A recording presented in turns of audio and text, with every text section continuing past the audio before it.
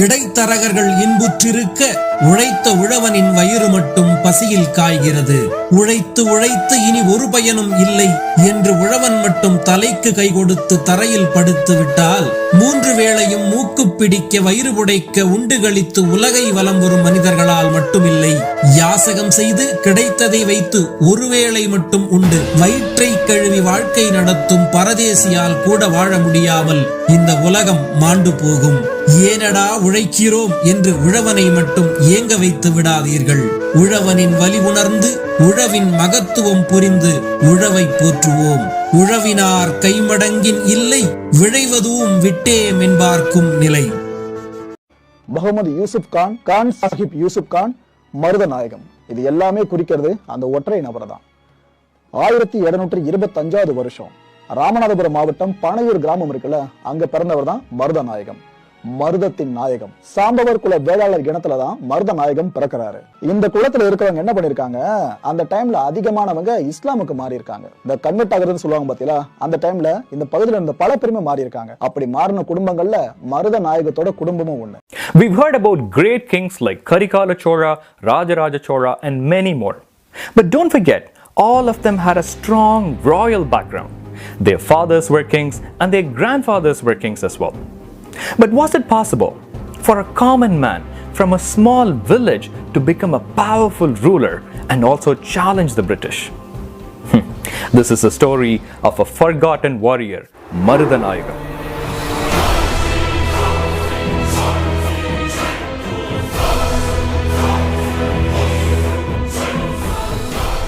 Hello everyone, I'm Ungal Anban Hemant. Today we'll be looking at the forgotten warrior Marudanayagam. But before we get there, don't forget to subscribe to the channel if you haven't done so yet.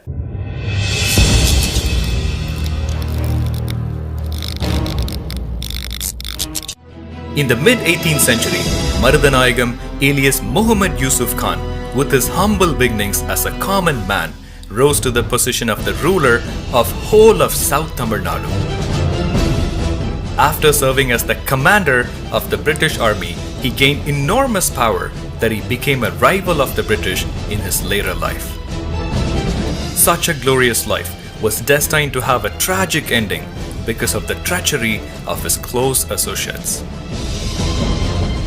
By the mid-18th century, the rule of the Nayakas ended and there was only one major power in Tamilagam, the Nawabs of Arcot.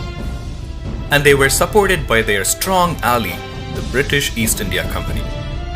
There were also a few minor powers, the Tanjavur Marathas, the Marava Kingdom, and the rest of the land was ruled by many polygars.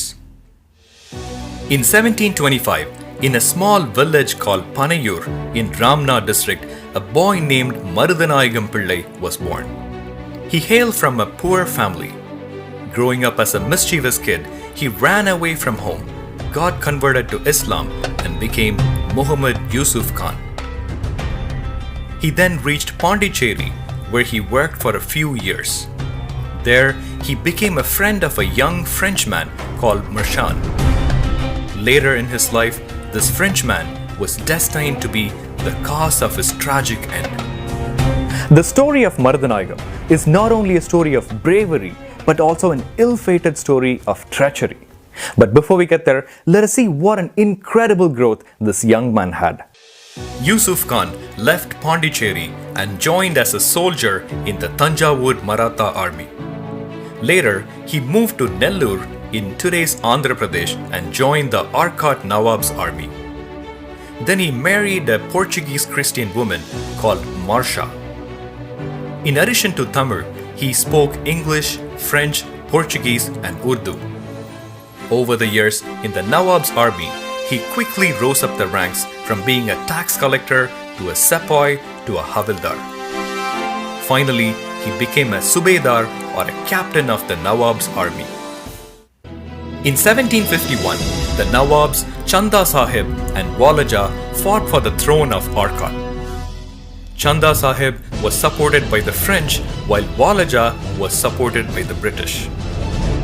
British forces under Robert Clive defeated Chanda Sahib and installed Walaja as the Nawab of Arcot. After the defeat of Chanda Sahib, his best soldiers moved into the British Army, and Subedar Yusuf Khan was one among them. Yusuf Khan started serving the British Army, working closely with Robert Clive. He soon became a master of military tactics. In 1755, in recognition of his service, Yusuf was awarded a gold medal by the British and the title Commander-in-Chief of the Sepoys, the highest title ever held by an Indian serving the British Army. Then on, he was respectfully called by everyone Khan Sahib.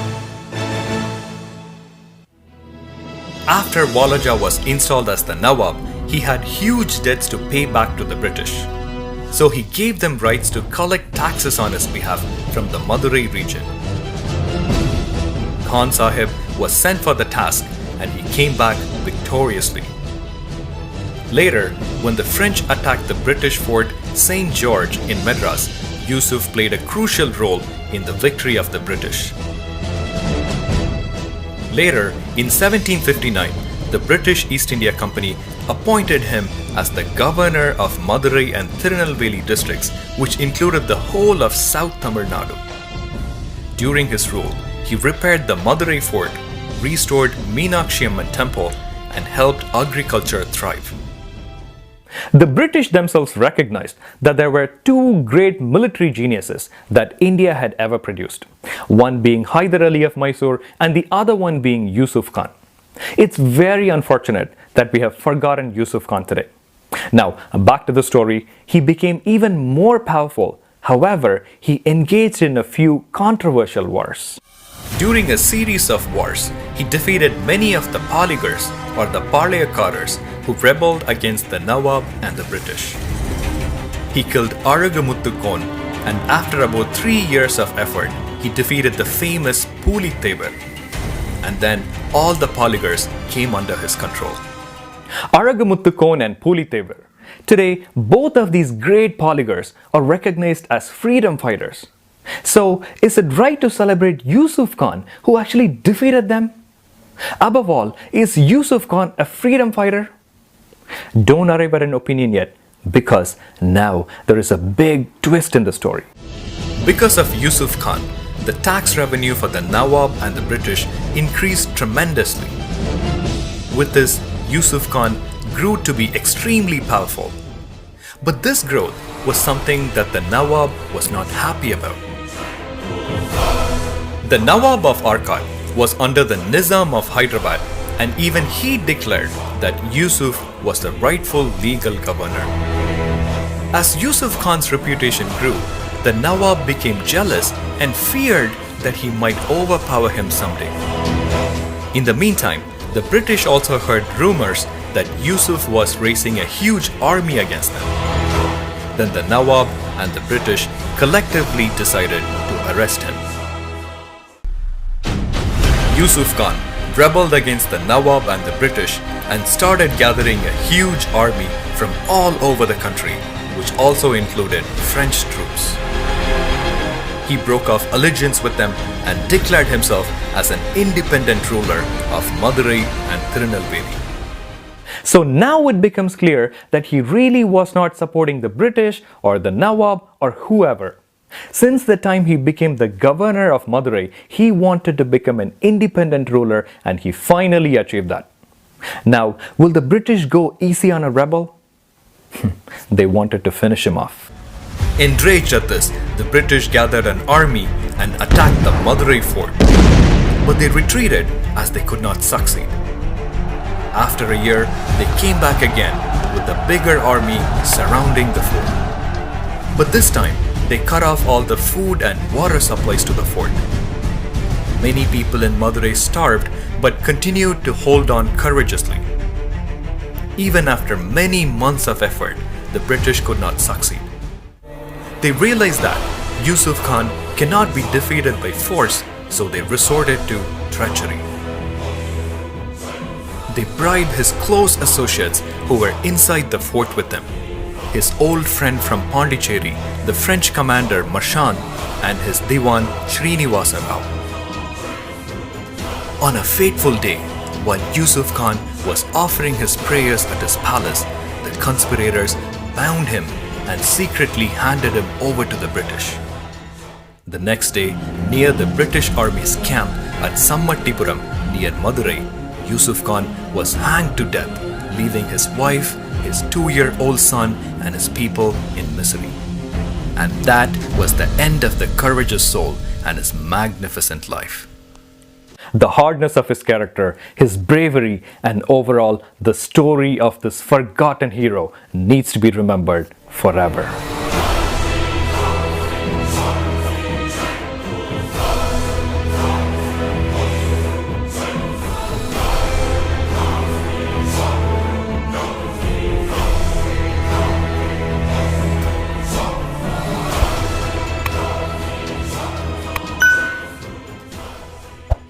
Madurai பிள்ளை யாராவது கேள்விப்பட்டிருக்கீங்களா?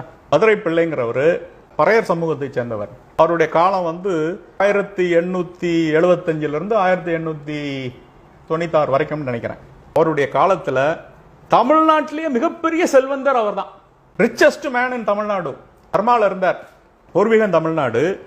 பர்மால இருந்து எல்லா சமூகத்துக்கும் பாடுபட்டார். அதுதான் முக்கியம். எல்லா சமூகத்துக்கும் ஒரு நாள் கூட அவர் பிரிவினை பார்த்து பேசியது கிடையாது. இங்க இருந்து இந்தியால இருந்து பர்மால போய் யாராவது வேலை தேட போனா அவன் கஷ்டப்படுவானேன்னு சொல்லி ரெஸ்ட் ஹவுஸ் அப்படின்னு அங்க ஒரு பில்டிங் கட்டினார். எல்லாருக்கும் ரூமும் சாப்பாடும், யார் இங்க இருந்து போனாலும் 2 வருஷம் ஃப்ரீ. இப்படி பாடுபட்ட ஆளுங்கள்லாம் இருந்திருக்கிறாங்க. நந்தனாருக்காக பெரிய விழா எடுத்தவர் பர்மால.